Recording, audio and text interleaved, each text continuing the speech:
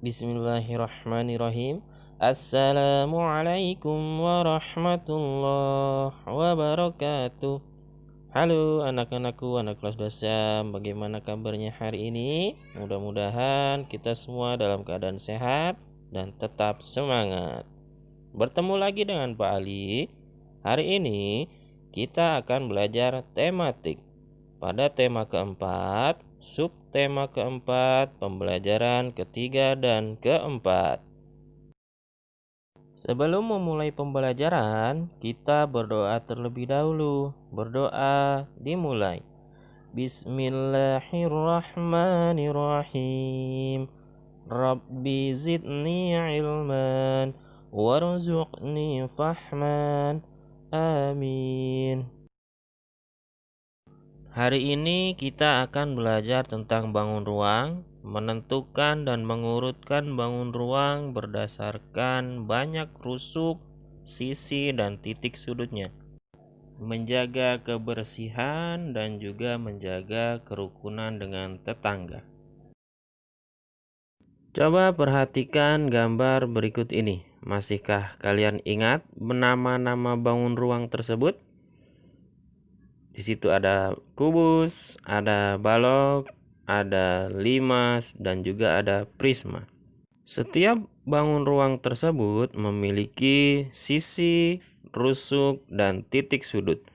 Masih ingat bagaimana cara menentukan sisi, rusuk, dan titik sudutnya? Baik, kita coba dengan menentukan jumlah sisinya. Sisi itu terbagi menjadi 3, yaitu sisi atas, sisi alas atau sisi bawah, dan yang terakhir sisi tegak. Untuk menentukan sisi atas, kita bisa melihatnya sudah pasti di atas.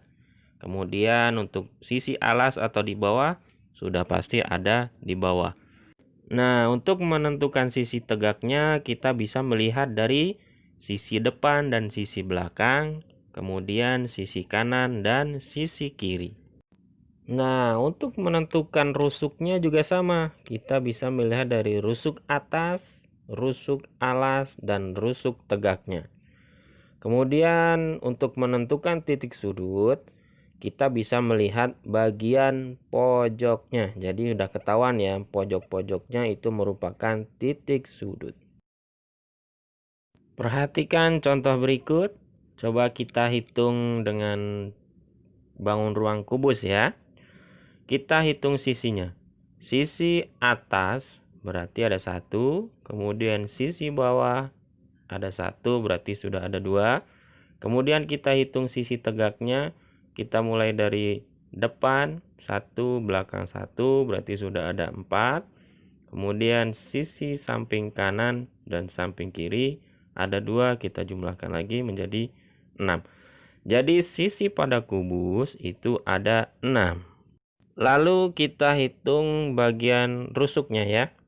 Kita mulai dari rusuk paling atas, itu kita hitung 1, 2, 3, 4. Lalu kita hitung rusuk bawah 1, 2, 3, 4. Berarti kita jumlahkan dulu 4 tambah 4, 8. Lalu kita tambahkan lagi rusuk tegaknya 1, 2, 3, 4. 8 ditambah 4, 12. Jadi jumlah rusuk pada kubus adalah 12. Kemudian yang terakhir kita hitung titik sudutnya. Titik sudut itu ada di pojok ya. Berarti kita hitung 1, 2, 3, 4, 5, 6, 7, 8. Nah, jadi titik sudut pada kubus itu berjumlah 8. Contoh nyata yang sering kita temui untuk menemukan macam-macam bangun ruang banyak sekali di sekitar lingkungan kita. Seperti contohnya lemari es atau kulkas. Nah, itu bentuknya seperti bangun ruang apa? Lemari es atau kulkas itu berbentuk prisma segi 4. Lalu pada saat kita ke terminal kita menemukan bus atau bus ya. Bus kalau kita gambarkan bangun ruang seperti apa? Betul, seperti balok.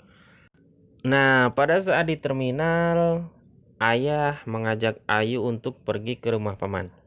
Pada saat itu, waktu liburan, ayah dan Ayu menunggu bus di terminal.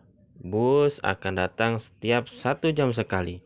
Sambil menunggu bus, Ayu memperhatikan lingkungan sekitar terminal. Ayu melihat deretan toko berjejer di sisi terminal. Kawasan di sekitar toko bersih dan rapi. Namun, kebersihan hanya ditemui di sekitar toko saja. Di sudut lain terminal tampak sampah berserakan. Toilet umum di terminal juga tampak kotor dan kumuh. Dari toilet tercium bau yang tidak sedap. Ada juga sampah yang belum dibuang di pojokannya. Sungguh tidak nyaman berada di toilet umum tersebut. Terminal bus itu merupakan salah satu tempat umum. Jadi, kesadaran untuk menjaga kebersihan dan ketertiban itu tidak hanya diberlakukan untuk petugas saja, tetapi juga untuk pengguna tempat umum yang datang berkunjung. Kenapa sih kita harus menjaga kebersihan? Karena tempat yang kotor dapat menimbulkan beragam penyakit. Contohnya penyakit cacingan. Cacingan bisa terjadi karena kurangnya menjaga kebersihan. WC yang kotor dapat menyebabkan cacingan. Kemudian penyakit disentri. Penyakit disentri itu adalah penyakit yang menyerang usus besar. Disentri itu terjadi karena makanan atau minuman yang terkena kotoran dari lalat ya. Penyakit ini berawal dari kebiasaan makan yang tidak bersih. Kemudian ada juga demam berdarah. Demam berdarah adalah infeksi yang disebabkan oleh virus dengue. Demam berdarah ditularkan oleh nyamuk. Nyamuk ini memilih tempat yang lembab dengan kubangan air untuk mereka berkembang biak. Ada juga penyakit malaria. Penyakit malaria ini sangat berbahaya karena dapat menyebabkan kematian. Penyakit malaria ini disebabkan oleh nyamuk-nyamuk tersebut. Oleh karena itu, kita harus menjaga kebersihan lingkungan. Pada saat di terminal, Ayu masuk ke toko untuk membeli sesuatu. Ayu melihat susunan bentuk-bentuk bangun ruang seperti odol. Odol itu berbentuk apa? Betul, berbentuk balok. Odol tersebut ada yang besar, ada yang sedang, dan ada yang kecil. Pada saat melihat bangun ruang tersebut, ada bagian yang kosong. Kira-kira bangun ruang yang tepat untuk menempati bagian kosong tersebut apa? Setelah itu Ayu mengurutkan. Ada besar, sedang, kecil, besar, sedang, kecil, terus kosong. Nah, berarti bagian yang tepat adalah betul, besar. Pada saat mau berangkat ke rumah paman, angin bertiup sangat kencang. Pohon di depan rumah Pak Hadi pun tumbang. Pak Hadi adalah tetangga Ayu.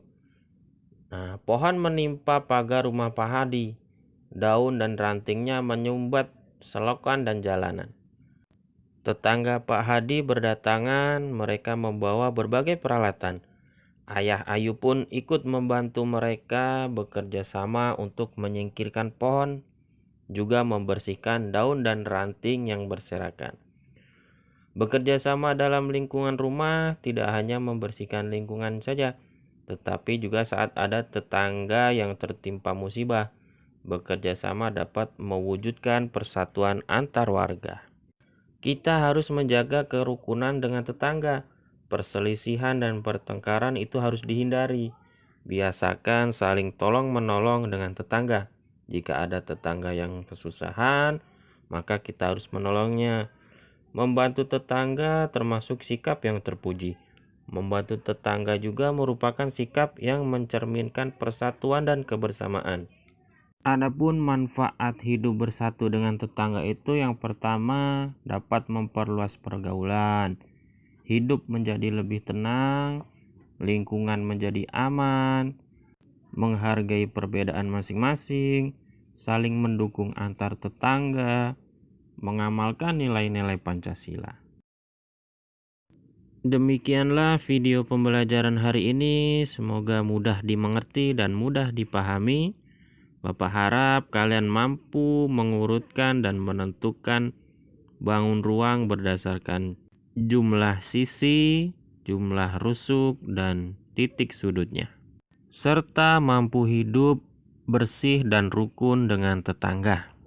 Tugas kalian hari ini kerjakan pada buku paket tema 2D pada halaman 131, 141,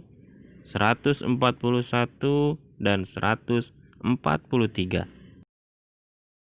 Ingat selalu pesan ibu untuk tetap 3M. Memakai masker, mencuci tangan dengan sabun di air yang mengalir, dan menjaga jarak. Marilah kita akhiri video pembelajaran hari ini dengan mengucap hamdalah, alhamdulillah. Wabillahi taufiq wal hidayah. Wassalamualaikum warahmatullahi wabarakatuh.